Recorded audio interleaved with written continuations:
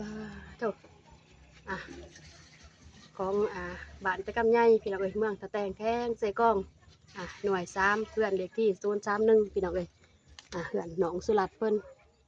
โดยเฮ็ดหยังล่ะนึ่งข้าวว้าโถบ่ได้ดังไฟให้เจ้าร้านดังเองว้าโถเป็นเซยเนาะข้าวอีหยังอันนี้ฮะโอ้มีข้าวเหนียวถูกพี่น้องเอ้ยเด็กหน่อยๆเนาะเป็นเห็ดเวียกเพื่อนเวียกซ่านพี่น้องเอ้ยกินฮอดบ่แม่กินฮอดอ๋อเดี๋ยวโทรอยู่บ่หาแม่บ่มีโทรศัพท์โอ้โทรศัพท์สิติดต่อหาแม่ก็บ่มี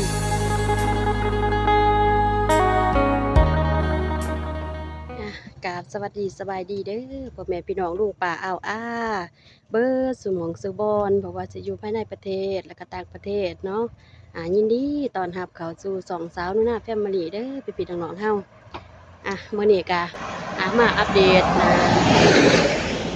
วิถีชีวิตการประยุกต์ที่ว่า FC เพิ่นขอมาว่าอยากรู้อยากเห็นอยากให้ไปอ่าอัปเดตชีวิตการประยุกต์ของน้องสาวไปเบิ่งไปชมภาพบรรยากาศนำกันเลยพี่น้องเอ้ยเปิดภาพมามื้อนี้พี่น้องเอ้ยอยู่ที่บ้านที่เฮือนหนองสุรัตน์เนาะอยู่ที่บ้านตะกำไยพี่น้องเอ้ยเมืองตะแตงแข้งเสกองมาอัปเดตวิถีชีวิตน้องสุรัตน์เพิ่นว่าเปิดเฮ็ดอิหยังตอนนี้เนาะเพราะว่านี่ก็เป็นช่วงเวลาที่ว่า4 โมงเลยพี่น้องเอ้ยสาวหน้ามาบ่ฮู้ว่าน้องสุรัตน์เพิ่นยังอยู่เฮือนอยู่หรือบ่เนาะมื้อนี้พี่น้องเอ้ยยามช่วงที่ว่าตะเว้นค่อยค่ำลงแดงพี่น้องเอ้ยอยู่ที่บ้านน้องสุรัตน์เพิ่นพี่น้องเอ้ยมาถามข่าวน้องสุรัตน์เพิ่นพี่น้องเอ้ยที่ว่าสาวนุนาเห็นทางน้องสาวนิดเพิ่นมาอัปเดตการเป็นอยู่ของน้องกนาสงสารพี่น้องเอ้ยและก็ทางทีมงานสายบุญลาวใต้พี่น้องเอ้ยเพิ่นก็ได้ลงมาอัปเดตวิถีชีวิตน้องสุรัตน์เพิ่นพี่น้องเอ้ยมื้อนี้ก็ทางสาวนุนาเองก็ได้ลงมาเยี่ยมยามถามข่าวน้องสุรัตน์เพิ่นพี่น้องเอ้ยบ่ฮู้ว่าเพิ่นสิยังอยู่เฮือนอยู่ซ่านหรือบ่เนาะไปพี่น้องไปหาน้องสุรัตน์เพิ่นก่อนพี่น้องเอ้ยเถอะพี่น้องเอ้ยบันไดขึ้นเฮือนน้องสุรัตน์เถอะบ่ฮู้ว่าเพิ่นสิยังอยู่เฮือนอยู่ซ่านบ่เนาะเบิ่งเชิญถามก่อนมีคนอยู่เฮือนบ่เนาะร้านสุรัตน์เป็นยังอยู่บ่เนาะ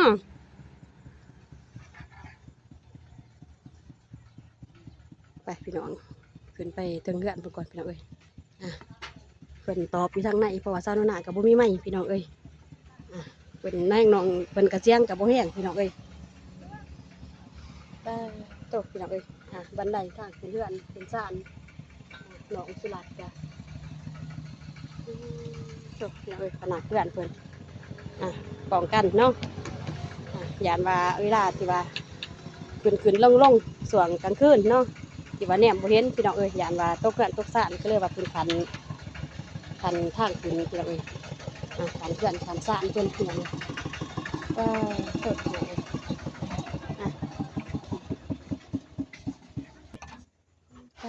ตกพี่น้องเอ้ยพาเพื่อนพาซ่านเพิ่นจงปองจังแปงพี่น้องเอ้ยว้าโถของบ้านตะกำไยพี่น้องเอ้ยเมืองตะแตงแข้งใส่กล้องหน่วย3เพื่อนเลขที่031พี่น้องเอ้ยเพื่อนน้องสุรัตน์เพิ่น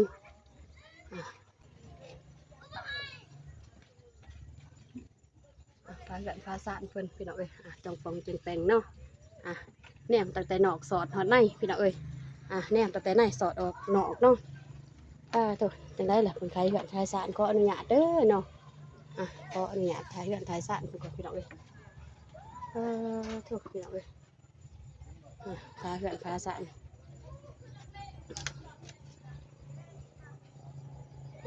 โถน่าสงสารน้องหน่อยเพิ่นเนาะ พี่น้องเอ้ยพาเหือนพาสานเพิ่นจะได้เนาะบัดนี้พี่น้องเอ้ย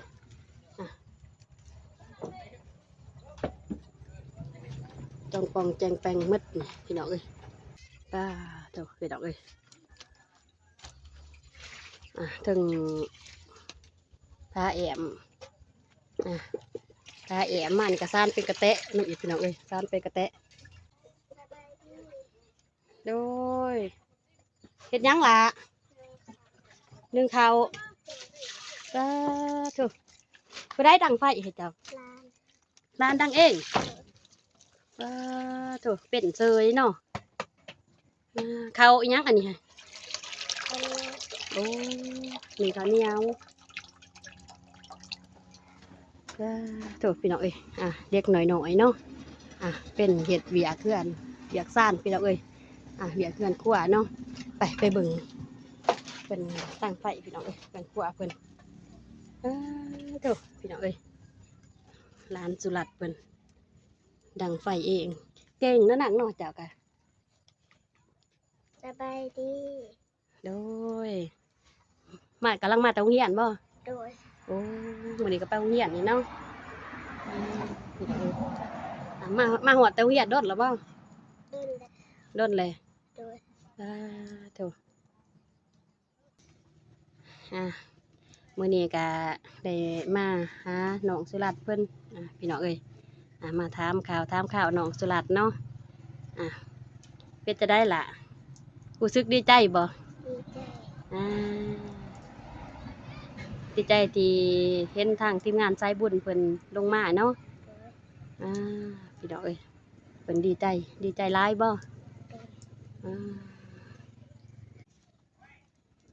เจ้าได้ยังแน่เพิ่นเอามาให้ยังแน่หนังได้ข้าวกับขนมได้ข้าวมีขนมแล้วก็มี โดยไฟเอาให้เบาเตียงเบาเตียงโดยขอบใจได้เบาเตียงเด้อติขอบใจเด้อเบาเตียงที่เอาข้าวกับขนมมาให้ร้านกับพี่ให้ร้านขอให้เบาเตียงจงมีสุขภาพแข็งแรงร้านขอบใจทางผู้ใหญ่ใจบุญที่เอาข้าวกับขนมกับมีมาให้ร้าน โดยเนาะร้านน้อยเพิ่นก็กราบขอบคุณขอบใจผู้ใหญ่ใจบุญเพิ่นที่มาช่วยเหลือน้องน้อยเนาะบ่ว่าสิเป็นทางด้านข้าวน้ำถามป้าพี่น้องเอ้ยทางเป็นมีเป็นขนมเพิ่นว่าทางข้าวสารเนาะดีใจหลายบ่ดีใจกินแล้วบ่มีหั่นกินแล้วแซ่บบ่แซ่บแซ่บแฮงเด้เนาะโดยโอ้เนาะบ่เคยกินจักเทื่อบ่บ่โอ้เนาะที่ว่าเป็นครั้งแรกเนาะที่ได้กินโดยสงสารพี่น้องเอ้ยเด็กน้อยเพิ่นทางน้องสุรัตน์เพิ่นว่าที่ว่าเป็นครั้งแรกเนาะที่ว่าเพิ่นได้กินมีทางผู้ใหญ่ใจบุญเพิ่นได้มาช่วยน้องสุรัตน์เนาะที่ว่าเบาเตียงเพิ่นนำเนาะโอ้น้องสุรัตน์เพิ่นไปซุ้มไผ่พี่น้องเอ้ยพี่น้องเอ้ยหมุนหันหมุนสานของเพิ่น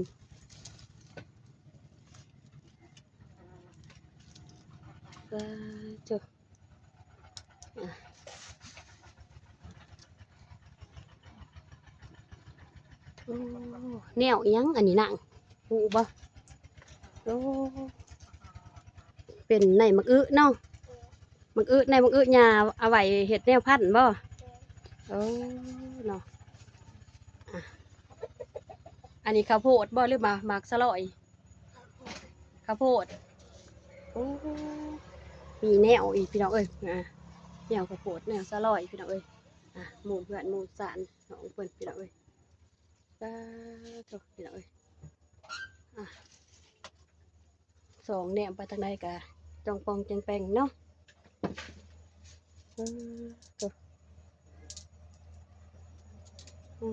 พี่น้องเอ้ย ติ๊บเขาบ่อันนี้หิโอ้พี่น้องเอ้ยติ๊บเขาเพิ่นติ๊บเขาร้านหน่อยติ๊บเขาร้านหน่อยสุรัตน์พี่น้องเอ้ยถูกปวดทางฝนกันเลยพี่น้องเอ้ยจองปองแจงแปงอยู่เนาะถูก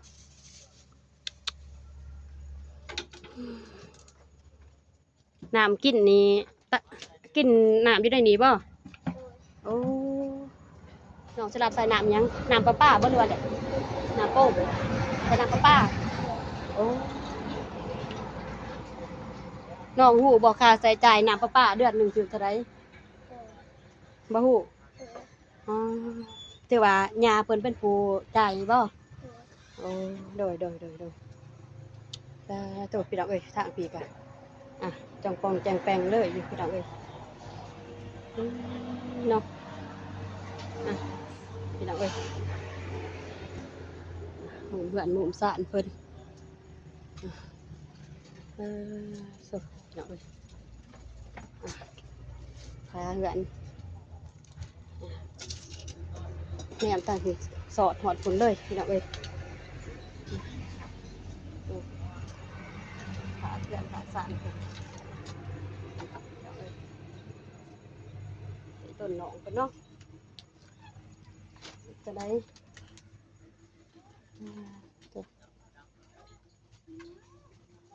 กุบแล้วบ่เขาฮะ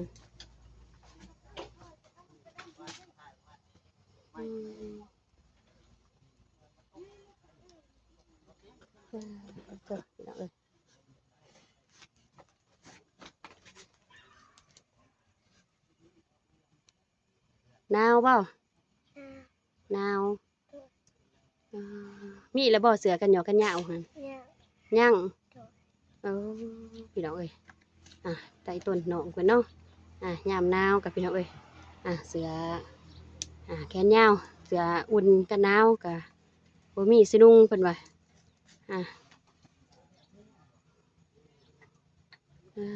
ตัวพี่น้องเอ้ยไปใต้ต้นหนองเพิ่นเบิ่งพี่น้องเอ้ยอมเครื่องกะขาดนั่นละเนาะได้ติดบ่โลนจักโลจ้าเบิกเหนือกายของน้องพี่น้องเอ้ยจอยขนาดเนาะใต้ต้นเพิ่นพี่น้องเอ้ยพ่อกับแม่เด้บ่ทันมาบ่ยังเพิ่นได้ส่งเงินมาให้อยู่บ่เพิ่นส่งรายสำไร50,000โดยโอ้พี่น้องเอ้ยพ่อแม่เพิ่นกับบ่ทันได้มาเนาะที่ว่าคือเห็นว่าพ่อแม่เพิ่นไปรับจ้างบ่โอ้บ่ทันได้มาเนาะเดี๋ยวพี่น้องเอ้ยไปแต่ดูต้นสงสารหนองสุรัตน์พี่น้องเอ้ย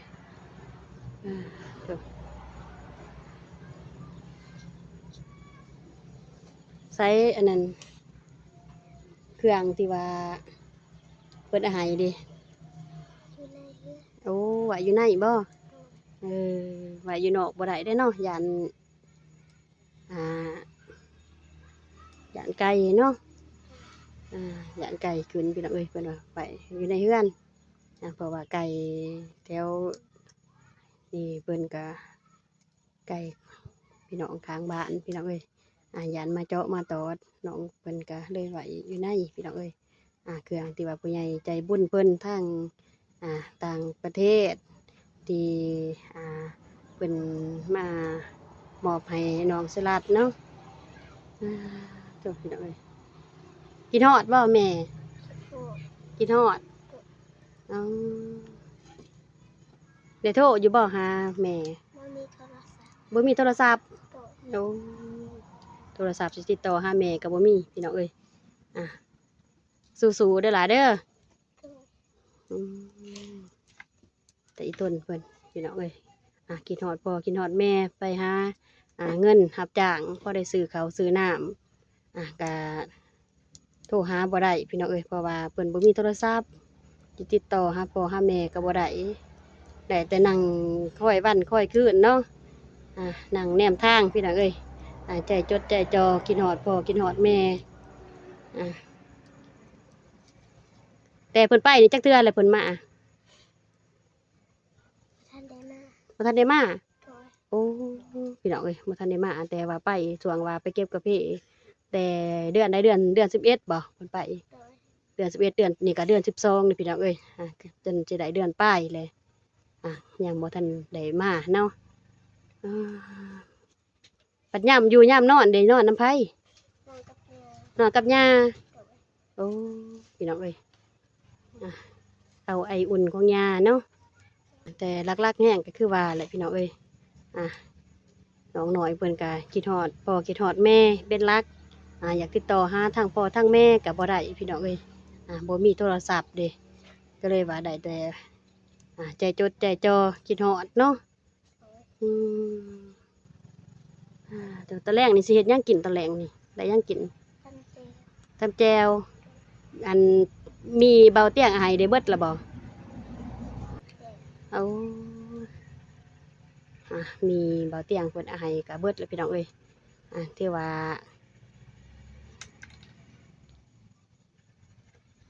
อ่าสงสารเนาะเพิ่นว่าตะแลงก็กินข้าวกับแจวอีกพี่น้องเอ้ยแซ่บแม่งได้เนาะมีหั่นอยากกินอีกบ่ ยา อาหารหลักที่สุดที่ว่าน้องมักตอนนี้น้องอยากกินอาหารหยังน้องอยากกินอาหารหยังเป็นพิเศษ ปีนไก่ ปิ้งไก่ โดย โอ้พี่น้องเอ้ยเพิ่นว่าอยากกินปิ้งไก่พี่น้องเอ้ยเนาะเคยกินแล้วบ่ปิ้งไก่ คือ ได้แต่ไสปิ้งไก่ ให้ซ้อนมิดเอามาให้ โอ้สนิทเอามาให้ โดย แซ่บบ่ เพื่อ อยากกินอีกบ่ ยา โอ้พี่น้องเอ้ยครั้งแรกที่ว่าน้องเพิ่นได้กินปิ้งไก่พี่น้องเอ้ยจากสนิทเพิ่นว่าทางสนิทเพิ่นเอามาให้เนาะอ๋อขอบใจสนิทเพิ่นเด้อติ ขอบใจเด้อสาวนิดที่เอาปีนไก่มาให้ร้านสุรัตน์ขอให้นะสาวนิดจงมีสุขภาพแข็งแรงร่ำรวยเงินทองเด้อก ลุ่มหมดแล้วบ่เขาฮะ ผู้ได้ เจ้าพี่น้องเอ้ยกล่าวน้องสุรัตน์เพิ่นได้บ่เจ้าพี่น้องเอ้ยเพิ่นน้องเพิ่นสิเขา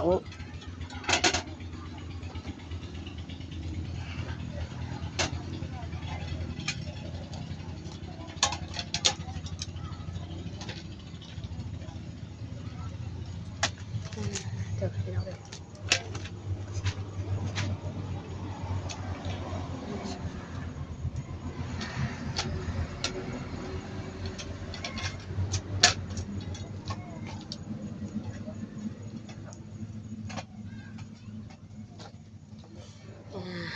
โอเคพี่น้องเอ้ยไปพี่น้องไปเบิ่งทางในเฮือนน้องสุรัตน์เพิ่นพี่น้องเอ้ยไงไปพี่น้องซ้ายหลาบ่องจะนอนนี่ล่ะลองเพิ่นพาไปเบิ่งหมองอยู่หมองนอนพี่น้องเอ้ยถูกพี่น้องเอ้ยตัดภาพมาทางในเฮือนเพิ่นพี่น้องเอ้ยถูกเอาผ้าย่างแอมเป็นผ้ากะตี้พี่น้องเอ้ยถูกทางเฮือนทางสระน้องเพิ่น2 เฮ็ดเดือนเฮ็ดดาวพี่น้องเอ้ยถูกสังกะสีกะดุจังปองจังแปงอยู่เนาะ2 เฮ็ดเดือนเฮ็ดดาวอยู่พี่น้องเอ้ยหมดถูกพี่น้องเอ้ย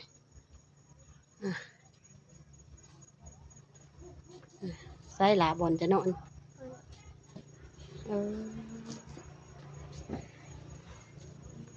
โดย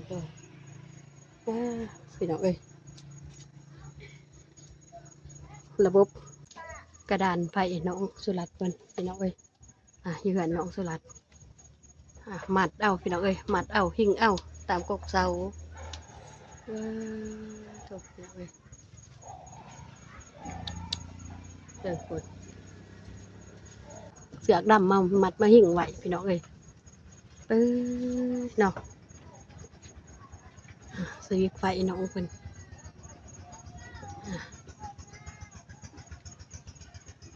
ใส่ดอกปืนดอกไผ่เพิ่นใส่ระบบเสียบเอาบ่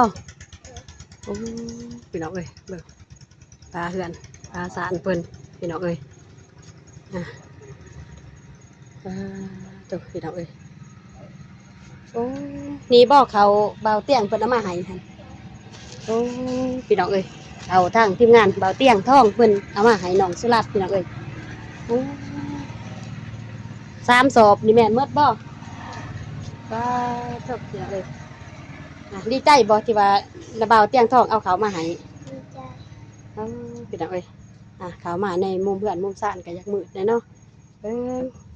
ไต่ไฟนี่ได้บ่ไต่เอาบ่หรือว่าเสียบ เสียบ บ่พี่น้องเอ้ยให้น้องเพิ่นให้ทางน้องเพิ่นเสียบไฟเฮ็ดพี่น้องเอ้ยสาวหนูนาก็บ่ชำนาญเนาะในการเสียบไฟในเฮือนเพิ่นเนาะเจ้าพี่น้องเอ้ยแม่นบ่ทรายตัวนั้นบ่เคยใส่พี่น้องเอ้ยเห็นบ่ต้องใส่ในการต้องมีความชำนาญเนาะว้าวเจ้าใส่บอลน้องเด้นี่บ่ โดย โอ้พี่น้องเอ้ยขออนุญาตเด้อเนาะนี่หมู่เพื่อนหมู่ซ่านเพิ่นใส่ผ้าย่างอีกพี่น้องเอ้ยใส่ผ้าย่างปกทั้งถึงอีกพี่น้องเอ้ยโธ่จักสันเพิ่นยิบแบบมุงต่อกันเลยเนาะเอาแต่ว่าแบบว่ามุงขาดแต่เพิ่นมายิบต่อใส่กันเลยพี่น้องเอ้ย2 3พื้นพุ่น1เบิ่งเด้อศาสนาสินับเด้อ1 2 3ป้าโธ่พี่น้องเอ้ย3 สันพุ่นโธ่พี่น้องเอ้ยอาศัยว่าตาบกันเลยพี่น้องเอ้ยมองได้ที่ว่าขาดก็ยิบต่อเขาใส่กันพี่น้องเอ้ยป้องกันเพื่อบ่ให้ยุงเขาไปพี่น้องเอ้ยโธ่แต่ละคืนน้องก็นอนในนี้บ่มานั่งพี่เนาะ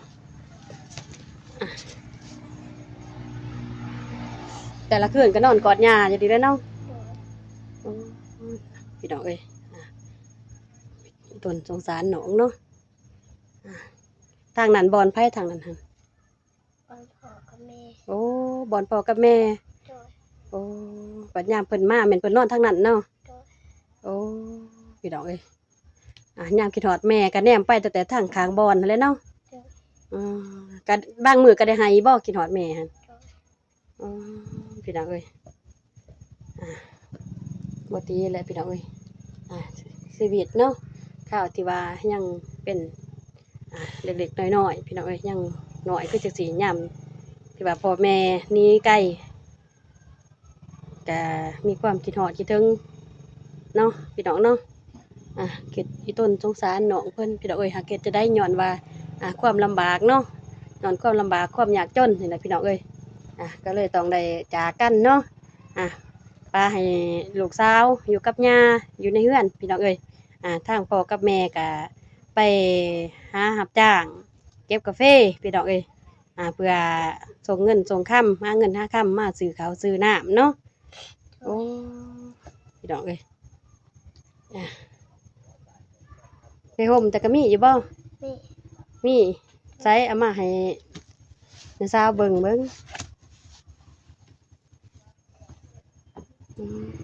พี่น้องเอ้ยขึ้นมาแล้วก็สงสารหนูเพิ่นพี่น้องเอ้ยสงสารแห้งเลยพี่น้องเอ้ยเถอะพื้นเดียวนี่บ่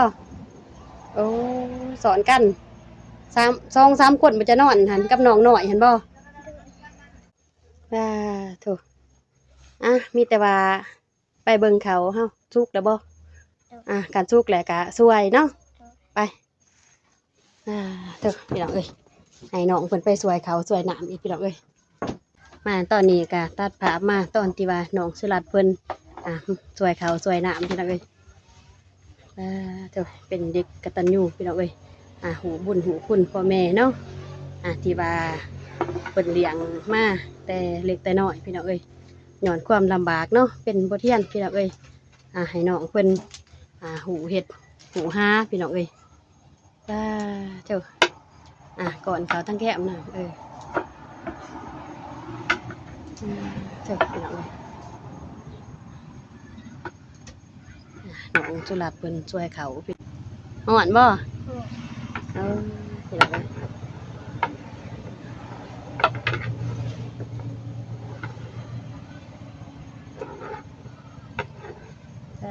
โธ่มื้อนี้มาเห็นภาพน้องเพิ่นช่วยเขาช่วยน้ำพี่น้องเอ้ยเนาะโธ่พี่น้องเอ้ย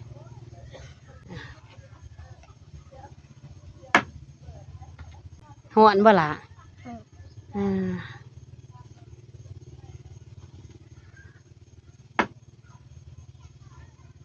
่าโธ่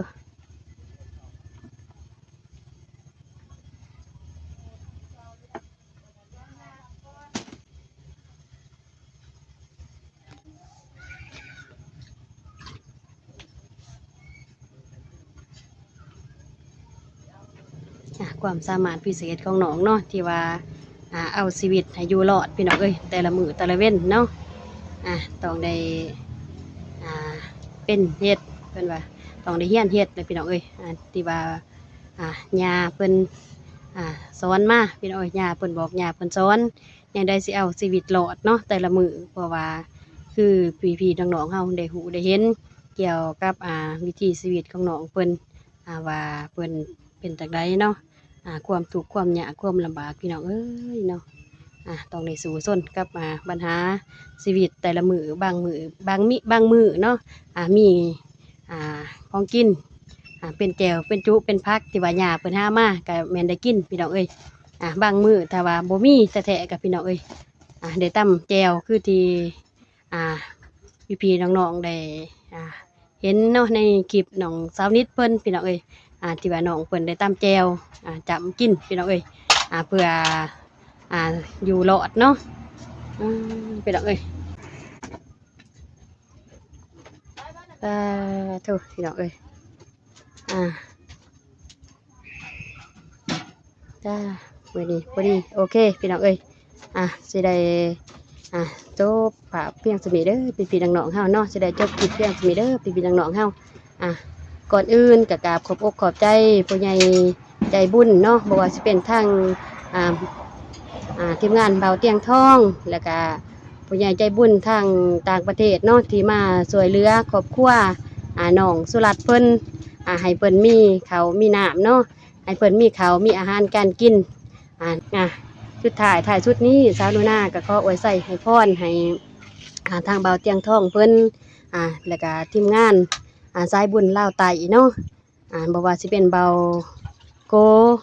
เบาเจ็บเบาตูนแล้วก็เบาเตียงทองเบาอนุ่งน้องสาวนิดเพิ่นพี่น้องเอ้ยที่ว่ามาอัปเดตชีวิตของน้องสุรัตน์เพิ่นพี่น้องเอ้ยให้มีให้แบบว่าให้ผู้ใหญ่ใจบุญเพิ่นอยู่ทางต่างประเทศเนาะได้มีได้มามอบน้ำจิตน้ำใจให้น้องสุรัตน์เพิ่นก็ขอให้เบิดทุกคนเนาะแล้วก็ทาง FC พ่อแม่พี่น้องลุงป้าเอาทางต่างประเทศเนาะที่เขามาเบิ่งมาส้มคลิปสาวนุนาในตอนนี้ก็ขอไว้ใส่ให้พรให้ทุกๆคนจงมีสุขภาพเข้มแข็งแรงเด้อพี่ๆน้องๆเฮาเนาะรับได้เงินหมื่นตื่นใบเงินหลานเด้อพี่ๆน้องๆเฮาขอให้มีสุขภาพเข้มแข็งแรงพี่น้องเอ้ยไปพอกันคลิปต่อไปเด้อพี่น้องเฮาคลิปนี้สาวนุนาก็ขอตัวก่อนเด้อพี่ๆน้องๆเฮาพอกันใหม่คลิปต่อไปเนาะบ๊ายบาย